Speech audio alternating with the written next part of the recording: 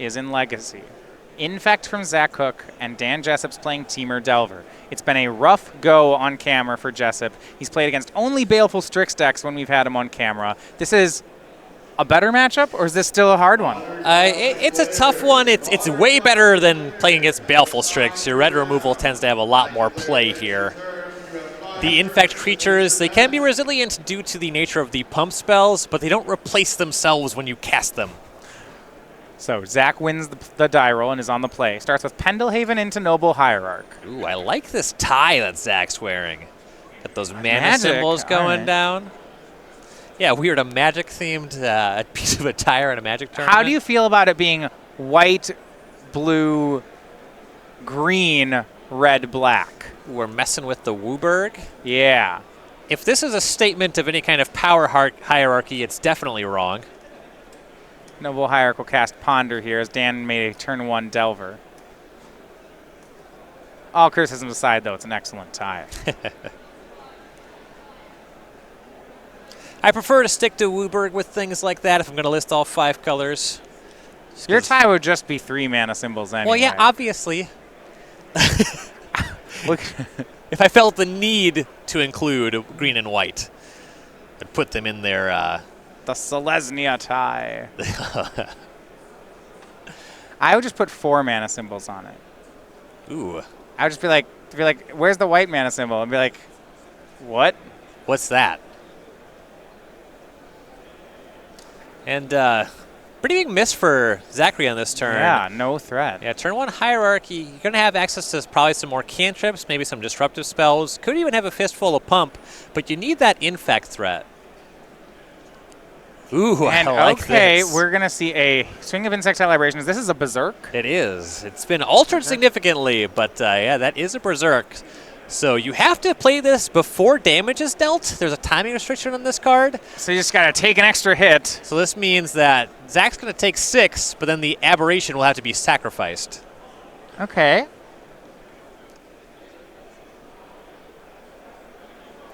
Yeah, the Tropical Island for Zach there is also an altar. Well, he's actually, the Berserk's going to get... What a weird game. Zach attempts to Lava Spike himself with Berserk, but Dan Jessup will Force of Will that. So he goes for a second Berserk. I see. But that one you can daze. Oh, yeah. That one's a lot easier to deal with. Weird. Yeah, this card only kind of works how this is. It's basically this the is same. not the sort of thing where putting the printed text on screen is going to be good for anybody. Yeah. And you see Jessup floated a mana before that daze, uses that to dismember the Noble Hierarch. Sure. And then he has a Wasteland post-combat, and he will go ahead and take care of Tropical Island. I was going to maybe get into the details of the dismember on the Hierarch, but because there was the Wasteland follow-up, I do like that play a lot. You cut Zach off blue mana. But Misty Rainforest to play, and so he'll get that back online. With just green mana having not produced a threat yet, Zach's not up to much. So we do have the replacement blue mana source in Tropical Island from Zach, but he doesn't have a threat yet. So we'll go Brainstorm. There's a lot of altars. Yeah, that's Brainstorm, but it's from a position of only having 1 card in hand. So you ended up drawing a fetch land, but this Brainstorm here is desperate. And he's already made this land drop. He picked up Inkmoth Nexus, so you can't play that just yet. Yeah, it gets to keep 2 cards. He's kept to leave a Flusterstorm in there. It's 2 copies in the main. But yeah, and it shows he's really feeling threatened by this Insectile Aberration. He doesn't have a threat of his own, and he doesn't really have removal for the insect either. Right. He'll have that kind of next turn. You can use the Inkmoth Nexus and the Pendelhaven to try to enter combat with the Aberration. Okay. Then you're back to the point of needing a way to win the game. But if you're just trying to buy time, that's a line available. He's just so resource light now.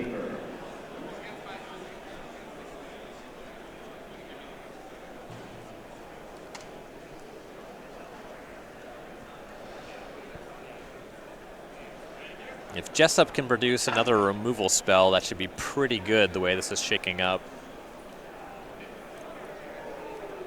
Shuffles off the Ponder. No good. Jessup's hand right now is I believe a fetch land and a daze. So nothing too exciting. Yeah. Daze is really not great in this matchup. A lot of Infect's cards are just free. Yeah, they're free. Either creatures or lands. Force of Will, Invigorate. Yeah, Inkmoth Nexus is just a land. Pendelhaven just a land. Not the kind of matchup where you want to draw 3 Dazes. See him pitch 1 to Force of Will, counter Berserk with 1, and still has 1 left. Brainstorm from Zach. He's not doing particularly well himself either. There's 2 more lands. There is the fetch land picked up on the previous Brainstorm, so he can clean that up anyway. But if he plays fetch land this turn, that's another turn he's not playing the Inkmoth Nexus.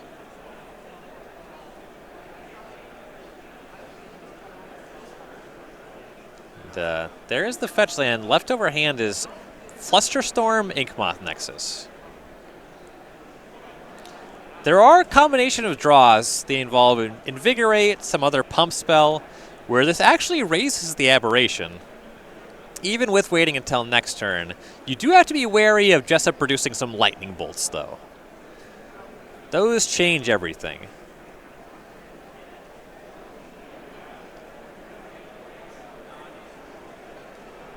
Nimble Mongoose follow-up for Dan Jessup. That's kind of like a lightning bolt. I mean, he has 7 cards in the graveyard. Yeah. Sure. I'll allow it. Right, especially if Zach is just trying to use that Nexus as a removal spell. Now he's at the situation where he does need to draw these pumps and try to come across for lethal, but Jessup has 2 attackers now. And that was a fine draw. Invigorate was picked up. You can fire up the Inkmoth and just use Invigorate now and use it as a removal. Well, okay. You can. Wasteland changes the texture of that. An attack here with both creatures. It's for 6. Dan trying to close this out. And he has a bolt in hand. If there's no blocks, he can make it lethal. And no blocks goes to 3. Upkeep. Jessup's going to bolt for lethal. Yep. And... Ooh, I like what Zach is doing here. He's firing up the Inkmoth. He's going to invigorate that, and then he'll be able to Flusterstorm the Lightning Bolt for 3. Now, the thing about this is you kind of are hoping for a mistake from Jessup. I think Jessup still has lethal no matter how this plays out. Yeah, so in response to the activation, he can Wasteland. I guess Zach can activate it again. He'll get this to work. He'll stay alive for a turn, but then be very dead on the following turn. It's a fancy play. I don't think it changes the outcome. Right. So, yeah, you're right. Activates Inkmoth. We're going to see a Wasteland in response to the activation. So Zach will have to activate it again, or just whatever. He'll pick up the cards, and Dan Jessup takes game 1 with Teamer Delver. Yeah, I got a little too excited. It's the kind of play that's really interesting if the game is, there's different life totals. But in that situation, Zach was just going to lose that turn or the next. All right, so Dan Jessup, first game in any of these matches, goes to Teamer Delver and to the metagame gurus. And we'll take a look over at the sideboards. So on Zach Cook's side, 2 copies of Submerge, 2 Surgical Extraction, actually a lot of similar cards on both sides here, Crop Rotation, Bazooka Bug, Karakas, the 4th Force of Will is being played out of the board, Spell Pierce, Blue Elemental Blast, Viridian Corruptor, Nature's Claim, Dissenter's Deliverance, another Flusterstorm would be his 3rd copy, and a Graph Digger's Cage. Submerge is pretty excellent against Teamer Delver. You get to time walk them, reset their threats. That's pretty nice. Crop Rotation is fine. You don't really like it against counterspell decks. It gives you more redundancy, but it's kind of gross. Probably don't want it here so much. Bazooka Bog is another card that's fine. It resets Nimble Mongoose, but it's really not what the game is about, so don't expect anything like that. You can go heavier on counter spells to fight over Lightning Bolts, Dismembers. That's going to be the Flusterstorm, the Spell Pierce, maybe even the Force of Will. I like the Flusterstorms quite a bit more than the Force of Wills because you're already trying to cast a bunch of pump spells that kind of make you go down cards in most situations. So I expect pretty light sideboarding here. The Submerge being the biggest card, and then a couple of the counter spells probably. And again, it's another free spell. So you're kind of talking about how those Dazes out of Jessup's deck just get worse and worse. Now, do you still like Daze out of Cook's deck in this matchup? Daze from Cook's deck is quite a bit better. All right. So now on Dan Jessup's side, he has 2 Abrades, 2 Pyroblasts, 2 Surgical of his own. He also has 2 Submerges. A Life from the Loam, Sulfur Elemental, Grafdigger's Cage, Flusterstorm, Rough Tumble, Sylvan Library, and True Name Nemesis. If Zach's submerges are good, Dan's are great. You're just trying to shut off a combo deck. Sometimes you get a pump spell as well. Set them back and trying to go off. Yeah, that one's excellent. Pyroblast answers both Blighted Agent. The counterplay from Zach's deck when he tries to counter your removal spells. Brainstorms, Ponders. It's going to be good enough in this matchup. There's not much else. Flusterstorm's fine. You know, this is a matchup that's trying to cast a bunch of instants that are how they assemble lethal. I think that a Braid is probably too inefficient for the matchup. Yeah, it's just not going to match up exactly how you want it to. It is removal, but not the greatest. Right. Do you like Sylvan Library? Can he board in enough removal, or the matchup becomes about that? Also, on top of it, paying 8 life. Who cares? You're right. Paying 8 life, not a huge factor, especially because we're talking about Legacy, where the Noble Hierarch win is a lot harder because of Invigorate. It just gives you life, so it doesn't really play. I can see an argument for Library. On the draw, it's a lot of mana to invest, but it has spots where it will be very good. So those of you watching and following us over on Twitch TV, remember we have our Twitch subscription plan. For all you subscribers, at the end of this round, we will, as soon as we have announced it, put up the top 8 bracket. We do take an hour break at the end of this round before we start the single elimination matches. Judges have to perform deck checks, and players are given a break before the next set of matches. During that time, for anyone who's subscribing to our channel over on twitch.tv, you'll get a chance to vote for the players and decks you'd like to see. Your options will be available on the screen, and you will have 15 minutes to vote. That happens half an hour before the round. It's going to be a lot of sweet decks in this top 8, a lot of great players to watch. Now, while all the game ones are now in the books, while they're during that shuffling, a split we see on the modern side. Clay Spicklemire takes the win, but for the Gurus, they take a game 1 on standard with Andrew Jessup. Yeah, being up that game against the red deck for Jessup, that's a big deal. That matchup, the races can be pretty close. Cook going to start out. Turn game 1 for game 2. He starts out with Noble Hierarch. Really tempo decks on both sides here. This kind of matchup. One with a combo finish. But a lot of the elements of these two decks are the same. Yeah, they are both Daze decks. I guess Cook only has 1 Wasteland. Yeah, it's doing a lot less to disrupt the opponent, and in fact, most of your disruption is actually being deployed proactively. You're using Daze to protect your combo way more than you're dazing your opponent's spells. Game 1 was a really weird illustration, and I don't think generally indicative of the matchup. We saw 2 Berserks attempted as removal spells. Yeah, and those are both his copies of Berserk as well. Yeah, you don't really want to make that play too often. So we see Lightning Bolt on Noble Hierarch from Jessup, and Zach's actually going to Invigorate to save the Noble Hierarch. Getting that pump spell out of the hand is not bad for Jessup. He does have Submerge in hand. Yeah, he's really just opting not to. But you're right, he does have it. In Zach's side, he has a Sylvan Library available. Yeah, his copy in the main deck. I like the library on Zach's side a lot less than I like it on Dan's side. Zach's life total does matter. Now, Ryan, is this the kind of matchup? Has Jessup kept all his Stifles in? Like, does Zachary need to be careful about this Misty Rainforest? Stifle is not great in this matchup. I wouldn't be surprised to see most or all of them boarded out here. So Sylvan Library is the play from Cook, and he'll pass back to Jessup.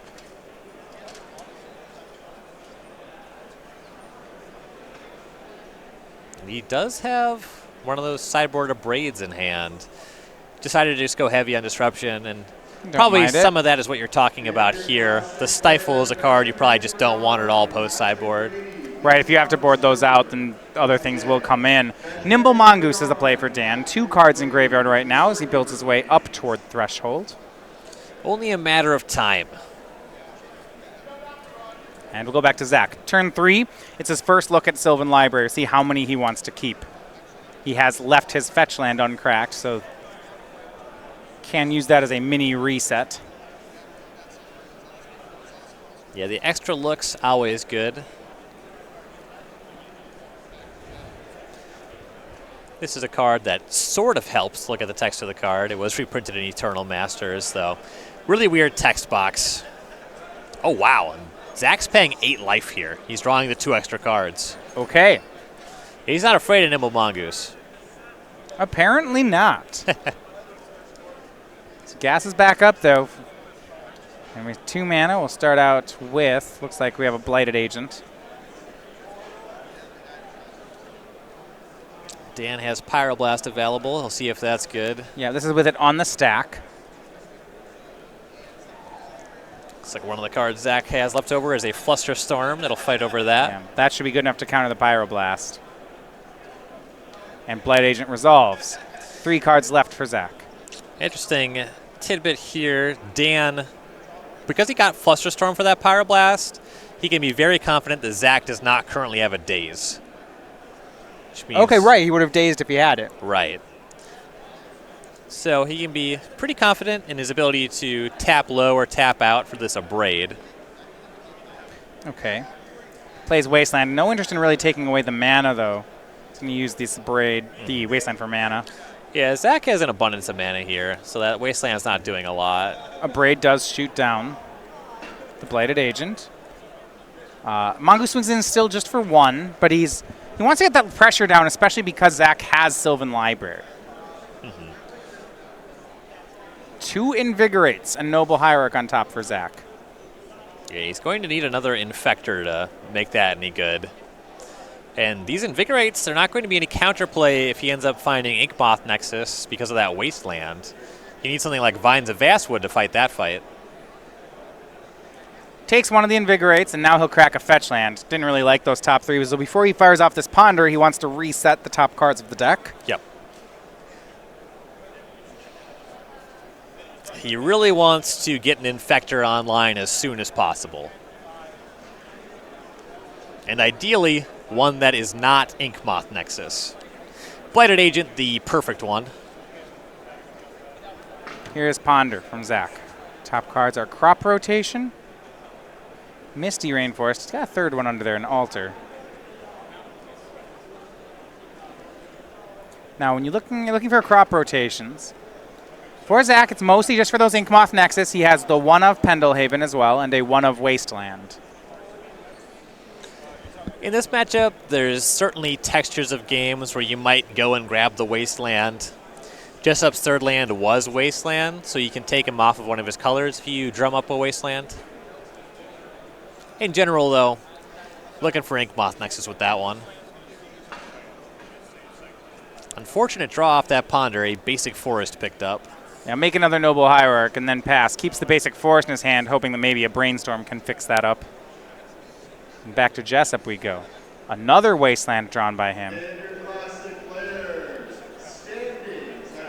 But still, with Zach with so many Hierarchs, don't really care about these Wastelands. Right. So Jessup will Ponder. It's also just 3 tropical islands. Amusingly, if Zach had 1 less land or if Dan had 1 more Wasteland, you could submerge a creature and then just waste all the green sources. I've done that more than once. Just go bring him from 3 to 0. Yeah. Dan's top 3 cards were 2 more copies of Nimble Mongoose. No interest in that. He quickly shuffled them away. Yeah, those can go. You want Disruption. You want like Force of Will, Lightning Bolt, that sort of stuff. If you do take another creature, you would prefer a Tarmogoyf to a Mongoose. It just hits harder. Draws a fetch land, yeah. Unfortunate draw there. So it's Force of Will, Fetch Land, Wasteland, Submerge for Jessup. Not much to like here. Now with these 2 Wastelands, if he uses them both, his Mongoose does get Threshold. It's worth something. Don't hate that. He'll swing with Mongoose. It's for 1 at the moment. I suspect it will be more. No blocks. And yes, Dan will waste away another land. That's the 7th card in the graveyard, sending Zach down to 7. And go to work again. Here is Sylvan Library. I don't really think Zach's going to take too many more hits off it, but he can rearrange the top 3. Yeah, I'd be amazed if he paid 4 life for another card from 7. That's just too risky. Exactly. Mana a little light at this point. There is a Blighted Agent hanging out in the top 3. Plays that Forest, plays Blighted Agent. Well, Zach's teammate Chris McCord with the mono-red Flame of Kel deck, he picks up a win in Game 2 against Andrew Jessup, so they are tied up. And here, Dan wants to produce another blue card and Force of Will Submerge a land. So something to pair with the Force of Will would be pretty excellent here. Wouldn't mind like a Forked Bolt. Yeah. And wow, he's actually just going to Force of Will the Blighted Agent. Okay. I mean, Zach doesn't have that much going on. Yeah. And he has plenty of life. These Noble Hierarchs, they're not going to cross the finish line. Yeah, I don't hate the play. 2 fetch lands in hand from Dan, so his turn's pretty easy. Attack with Nimble Mongoose. Cook goes down to 4. And it is true from Dan's spot that if you let the agent resolve, there's more stuff that counteracts your Submerge than there is stuff that counteracts your Force of Will. You see on Zach's side, it's a second Submerge in the top 3. He wants nothing to do with that. And here's Blighted Agent. And this is already pretty threatening. It attacks for 3. Invigorate makes it 7. Zach's 1 pump spell from just a lethal swing. Right. Ooh. But Lightning Bolt the draw for Jessup. Hold on. I'd be surprised if Zach didn't throw at least a Hierarch in front of this. Yeah, that's too risky to go to 1. But at the same time, these Noble Hierarchs, he kind of needs them. The same cards are lethal off of 1 versus 2 Hierarchs, though, right? Hierarch plus Invigorate gets you to 6, and your pump spells, they do 4. So that'll all get you to 10. Yeah, you're right. You're right. So it's a block. Chump block with a Hierarch.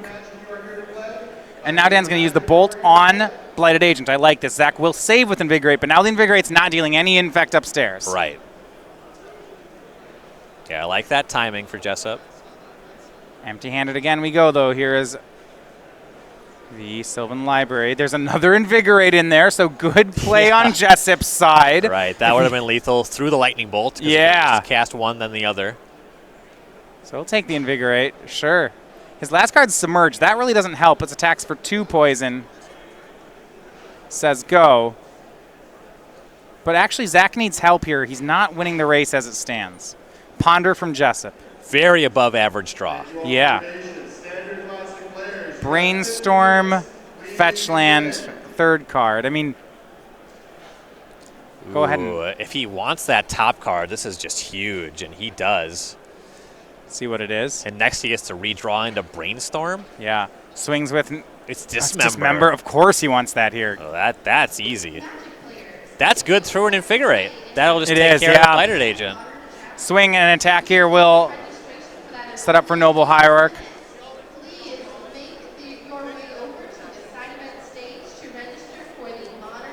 From here, I could go either way on blocking or not blocking. You kind of do just want to preserve life. Yeah, I mean, none of this may matter through the Dismember. Right.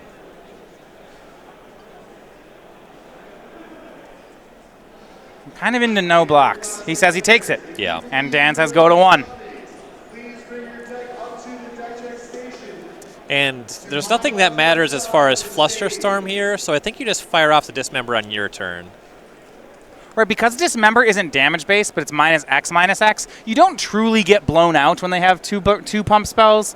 You still actually mitigate some of the infect. You get blown out if one of them is Vines of the Vastwood. You do get blown out if one of them's Vines.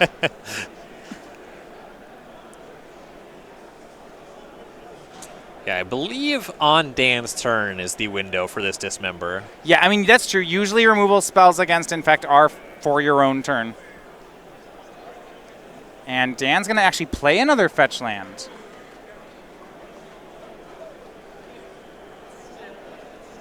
And Zach's saying, did you play a land this turn? Yeah, some kind of conversation there. Yeah.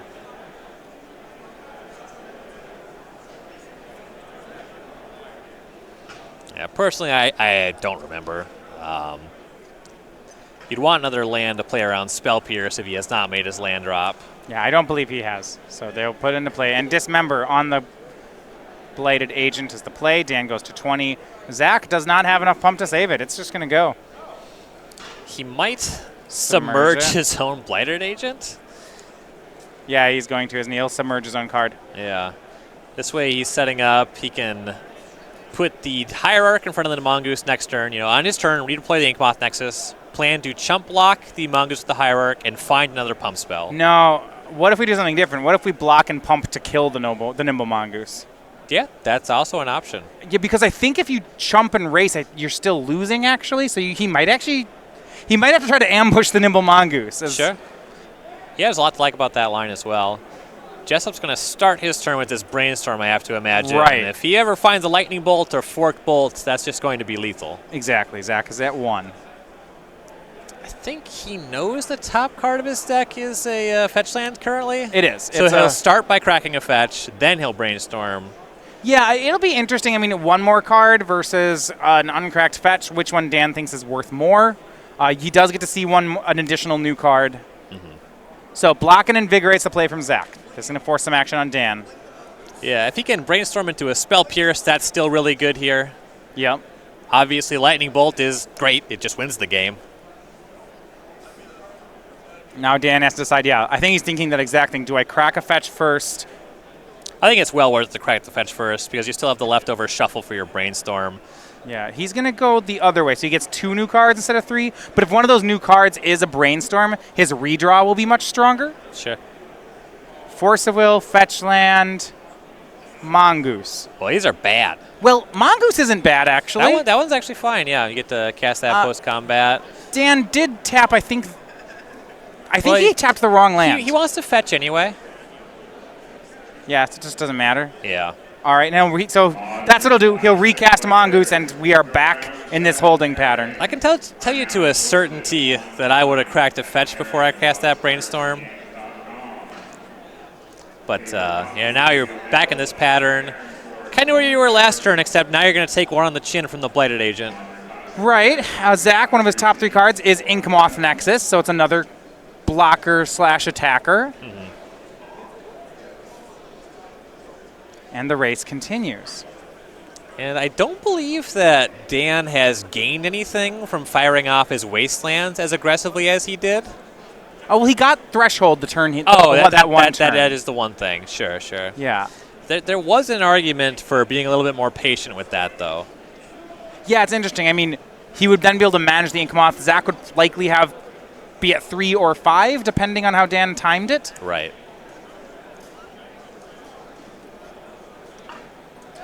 So Blighted Agent swings in for 2 more poison, putting Dan Jessup up to 4, and now here's Inkmoth Nexus. Right. Big draw step for Dan. Yeah, I mean, we're still live to a burn spell winning, a cantrip into a burn spell being pretty good. Inkmoth is going to block the Nimble Mongoose. Dan says go. Looks like that draw didn't help much. He's at 4 poison. A pump spell does it now. Yeah, there's a couple pretty bad draws in Dan's deck. Lands, obviously. Stuff like Spell Pierce is not going to do much here. Pendlehaven's so close. It means he can put Dan to 7 poison and then to 9 on the following turn. It is almost there. I suppose, actually... That's 7, then 10, isn't it? 7. No, because they have to block with the Noble Hierarch. Ah. All right, yeah, What? that Mongoose still hits you for 10. Well, there's the alternate line that Zach can do. He can block with Blighted Agent. Yeah, it would be a 2-3. Yeah. All right, so now he has that Mongoose covered. Dan's draw was a fetch land, but this one's a lot better. Ooh, here we go again. Brainstorm. Okay. Card, a daze, no. A red card yet? Ooh, no, but a ponder, sure. Ponder's good. Get rid of that land. Get rid of some other garbage. Crack a fetch land, see some more cards. Zach is just hanging on by a thread. These turns can be such an emotional roller coaster.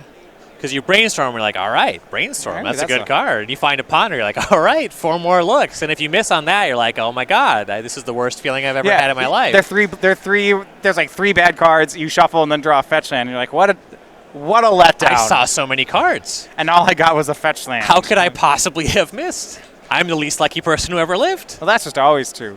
A red card, is it a burn? It looks like a braid. Tarmogoyf and Delver. Okay, these are decent cards. They don't win right now, but they're not horrible. You're still dead to that pump spell. Do you keep any of these, Ryan? No. If that was a braid, I'd probably keep that, fire it off at the Blighted Agent, and make an attack. Yeah, okay. That's what he'll do. A braid at Blighted Agent. A braid's a pretty good find.